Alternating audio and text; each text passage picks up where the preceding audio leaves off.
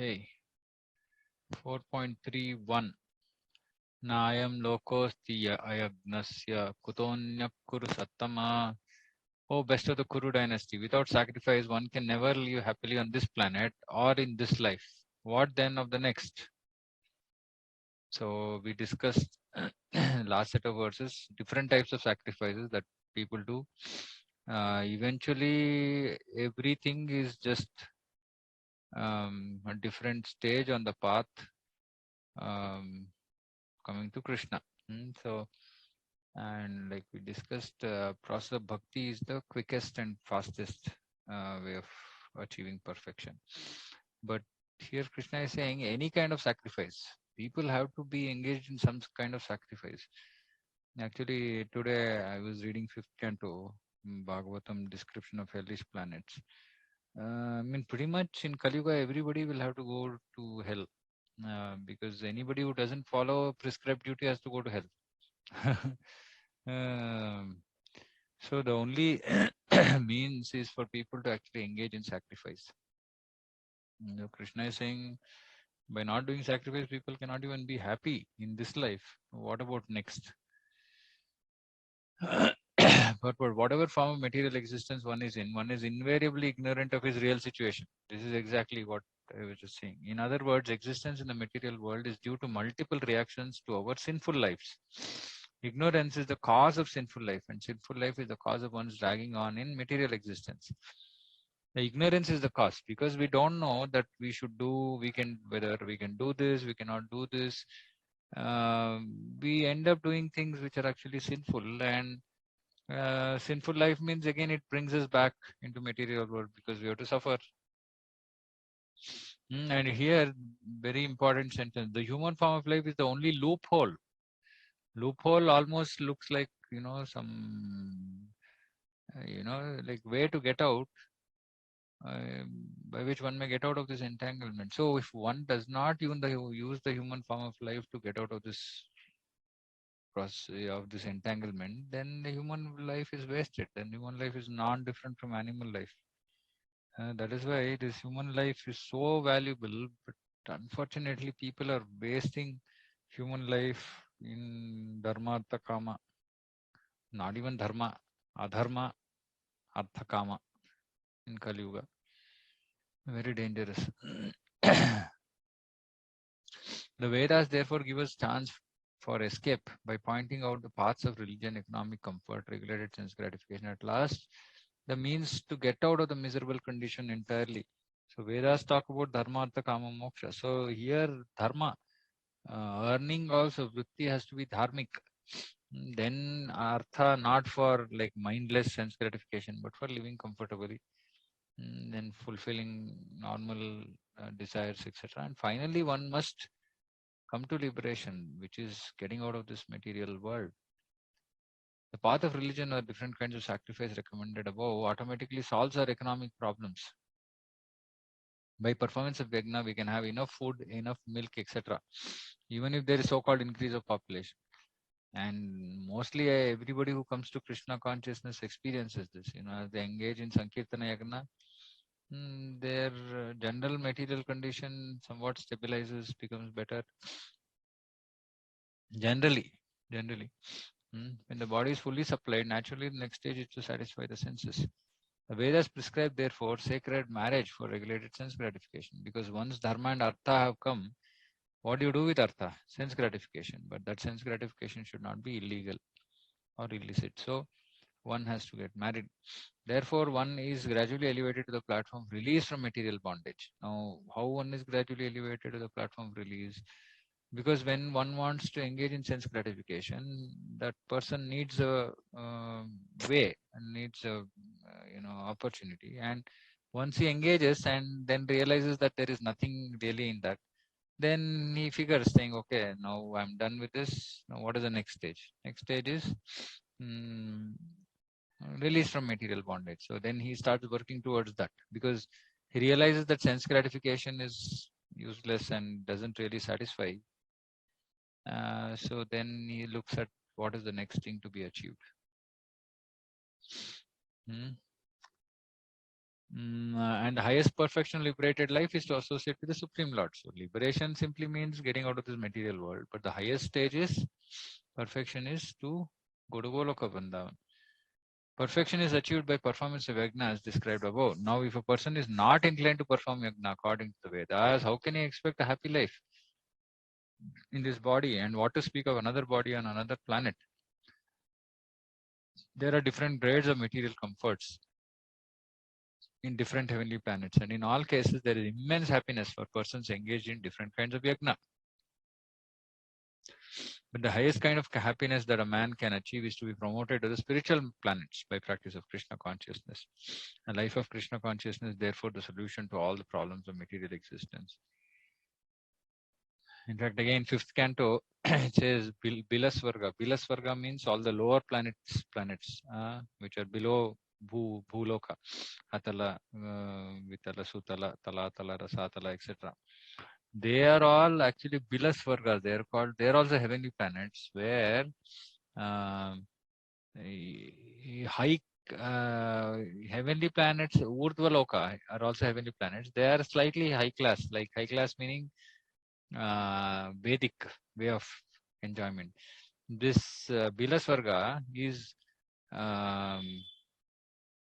almost like sophisticated, modern kind of happiness, like like we see in cities like New York, like this, and so then there is no old age, there is no, they drink something called elixir, and there is no disease. I mean, practically, except for death, there is nothing there to be worried about. And yeah, it is said actually that happiness somewhat is more in the mode of ignorance. Yeah, more in the mode of ignorance, people who are completely materialistic, they go there for sense enjoyment. So really, I mean, in this whole creation, there are so many ways by which we can get lost. It's amazing. Yeah, when we read all this creation and these various planetary systems, how they're formed, how one can reach there, etc., etc. It's like Bhagavatam really gives a lot of information. So those who have Bhagavatam, you can kindly start reading if you have the time. But the highest kind of happiness is not available in this material world. That is available only in Goloka Vrindavana. That we will understand after seeing everything. We understand either something or the other is there.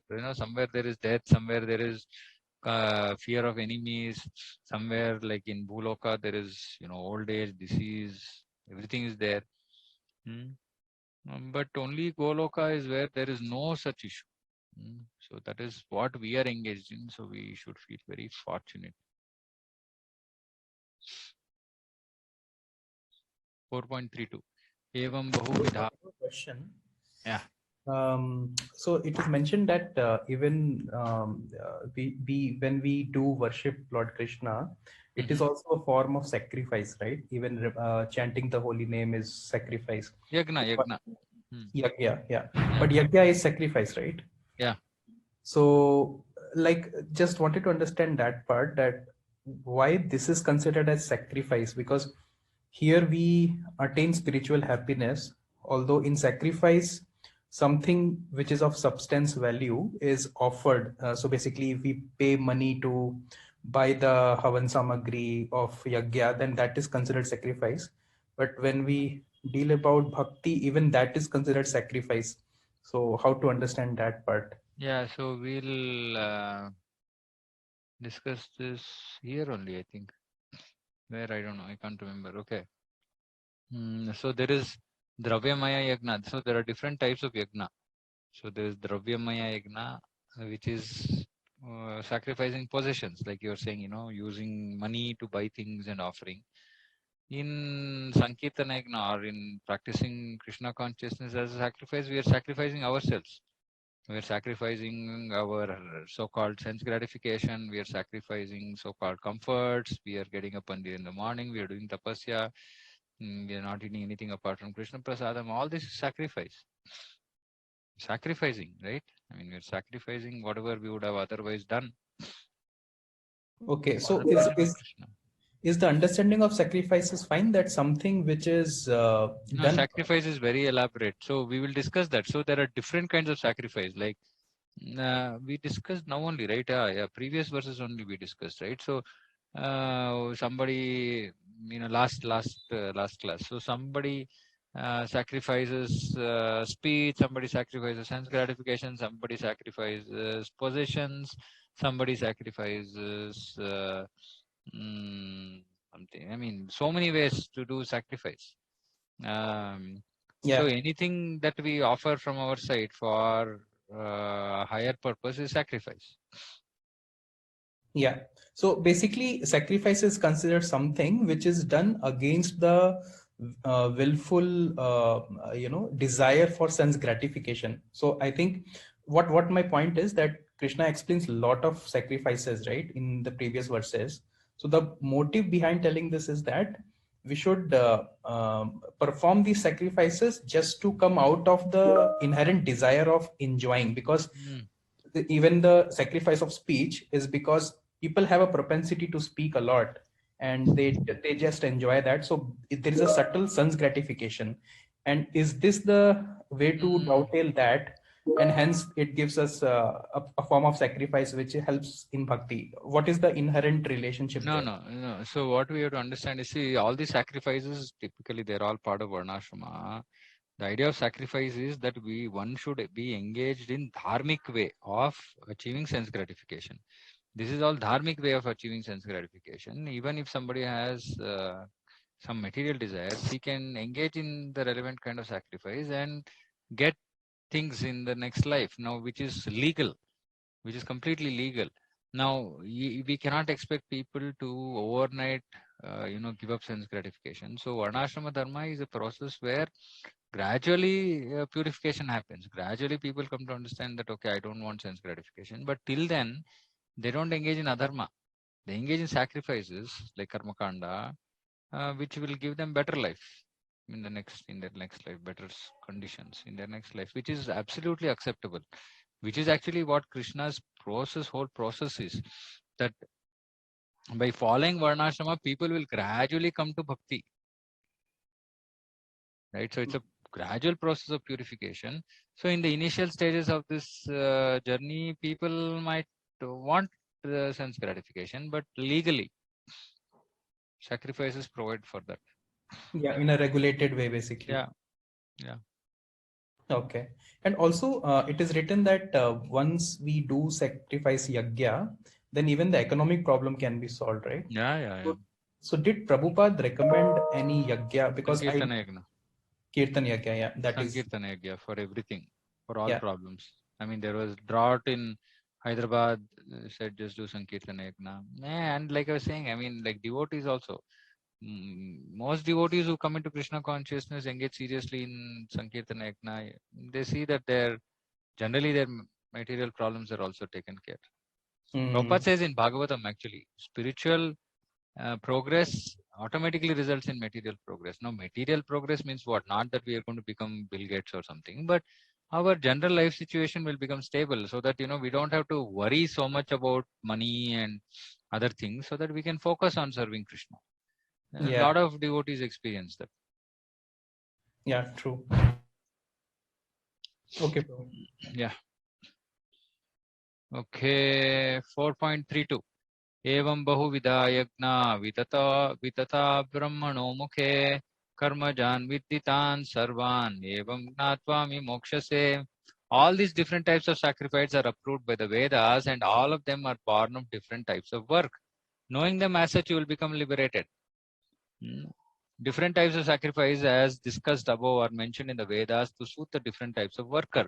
Because men are so deeply absorbed in the bodily concept, these sacrifices are so arranged that one can work either with the body, mind, or with intelligence. But all of them are recommended for ultimately bringing about liberation from the body. This is confirmed by the Lord herewith from his own mouth. So this is what we were discussing. Eventually, it will all bring them to liberation, but it's a very gradual process. Hmm. Yeah. Prabhupada has answered my question in this part. Yeah, generally when we have questions, I mean, I've seen this, it'll get answered.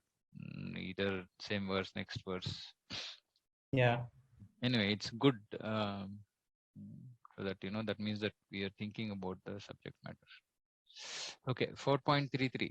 Shreyan dravyamaya yajna gnana yajna parantapa sarvam karmakhilam partha gnane parisamapyate. O chastiser of the enemy, the sacrifice performed in knowledge is better than mere sacrifice of material possessions. After all, O son of Pritha, all sacrifices of work culminates in transcendental knowledge. So this is the aim of all the sacrifice actually. First people will come to gnana. When they do all the sacrifices, they'll come to our transcendental knowledge because they have to understand why am I doing, what is the use, why shouldn't I do something else? You should not do blindly. And that is why it says sacrifice performed in knowledge. We should not do anything blindly. The purpose of sacrifices is to arrive at the status of complete knowledge. See, then to gain release from material miseries. Because when we come to the status of complete knowledge, then we understand that I am servant of Krishna. Then we can get release from material miseries because we are going to engage in loving transcendental service to the Supreme Lord. Nonetheless, there is a mystery about all these different activities of sacrifice, and one should know this mystery. Okay, what is the mystery? Sacrifice means sometimes take different forms according to the particular faith of the performer. When one's faith reaches the stage of transcendental knowledge, the performer of sacrifices should be considered more advanced than those who simply sacrifice material possessions without such knowledge.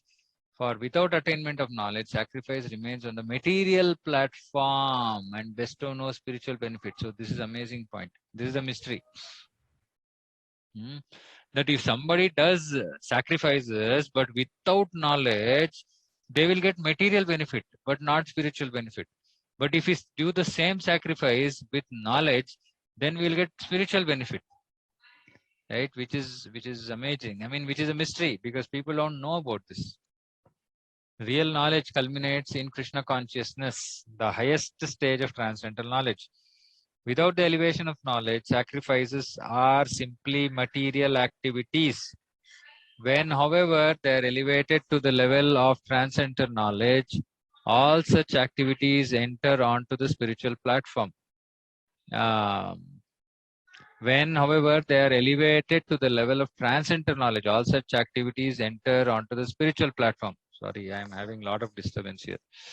Depending on differences in consciousness, sacrificial activities are sometimes called karma kanda and sometimes gnana kanda. Karma kanda is fruitive activities, gnana kanda is knowledge in the pursuit of truth. It is better when the end is knowledge, which means that better than karma kanda is gnana kanda because then one will come to upasana and eventually bhakti. Anyway, I'm just reading again. Without elevation of knowledge, sacrifices are simply material activities. When, however, they are elevated to the level of transcendental knowledge, all such activities enter onto the spiritual platform. So, elevation of knowledge till it comes to transcendental stage. Because one is no knowledge, then the other is general material knowledge. And till it comes to transcendental stage, then it will remain material. Then when we come to the platform transcendental knowledge, then the same thing becomes spiritual.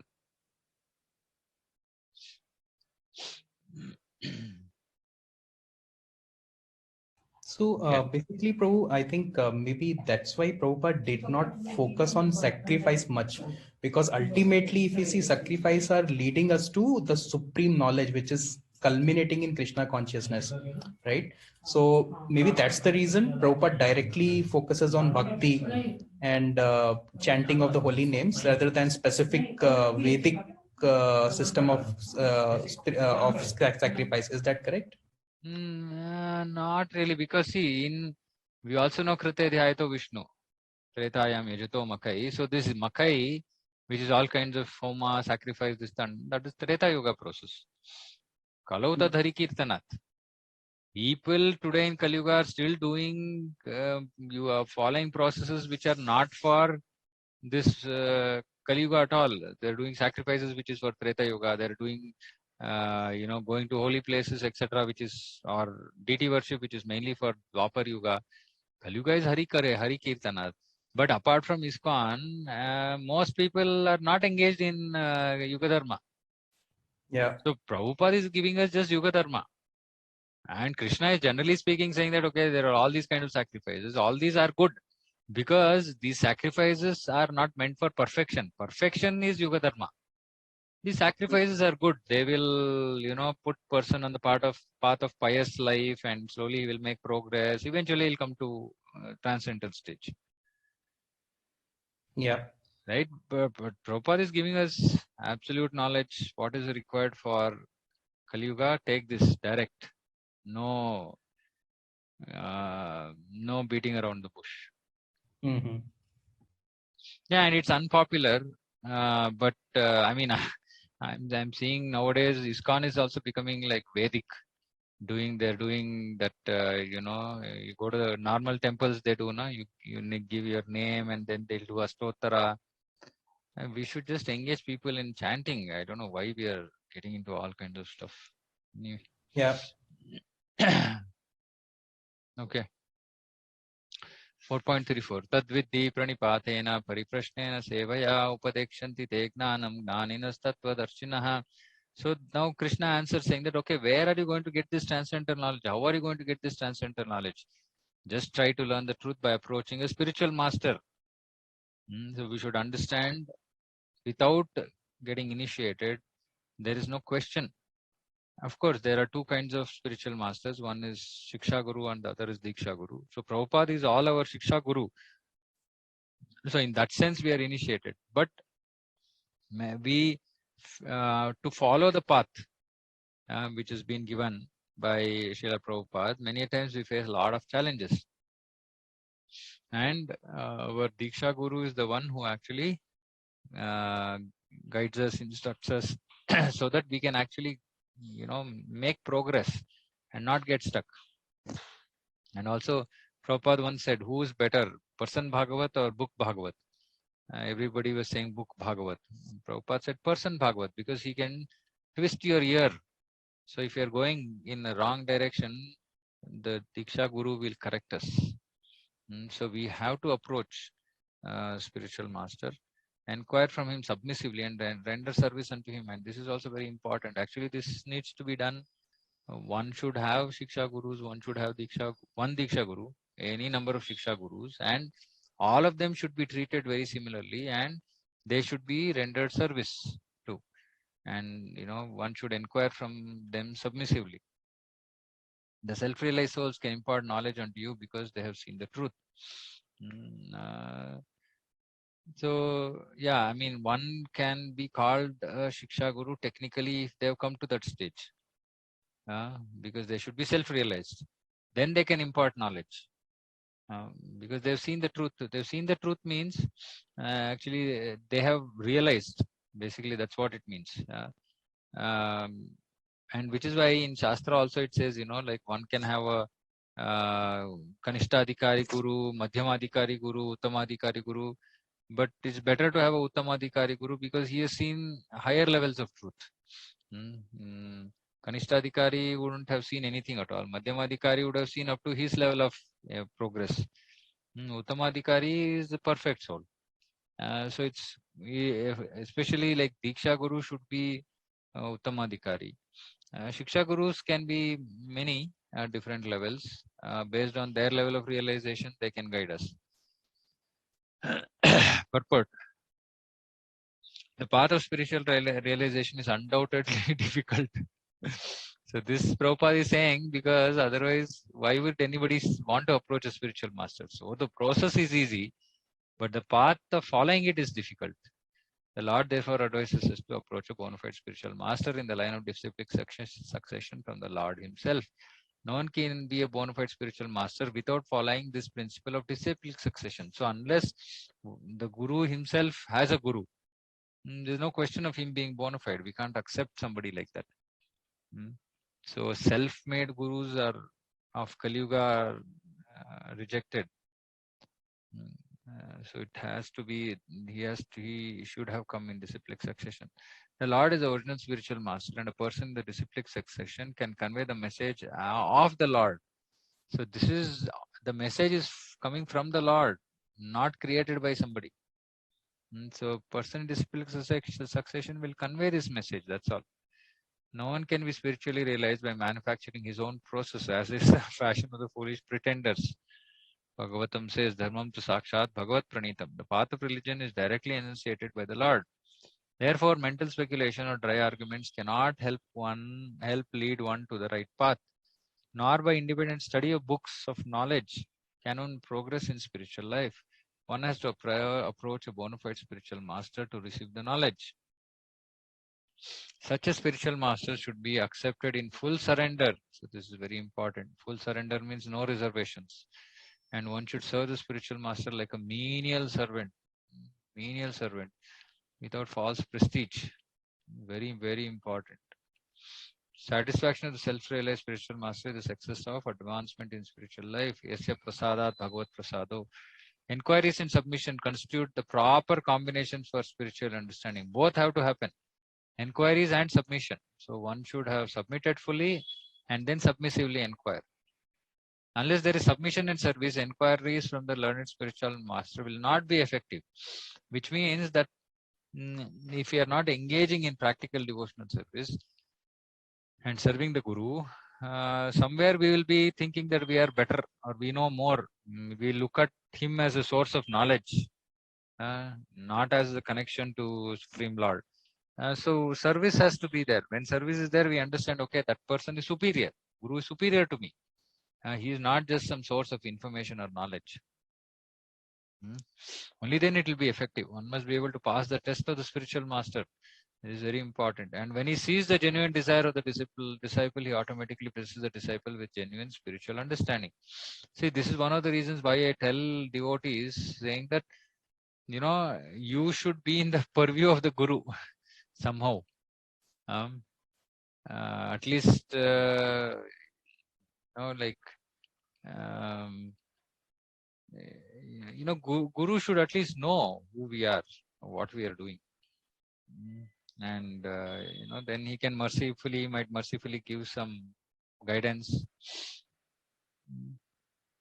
It's important, because otherwise we will somewhat live a very independent kind of life. We don't have anybody to answer to. We are not under any authority. That's not a very good way to make progress in bhakti. So one must be under the guidance of a spiritual master. One should pass his test, and then Guru will give mercy, saying, "Oh, okay, a sincere disciple, genuine disciple. Let me guide him." In this verse, both blind following and absurd inquiries are condemned. Not only should one hear submissively from the spiritual master, but one must also get clear understanding from him in submission and service and inquiries. A bona fide spiritual master is by nature very kind toward the disciple. Therefore, when the student is submissive and is always ready to render service, the reciprocation of knowledge and inquiries become perfect. So this is nice. Guru is always very kind toward the disciple, though externally he might be very, particular, harsh, etc. And that itself is also his mercy. So Guru is always merciful.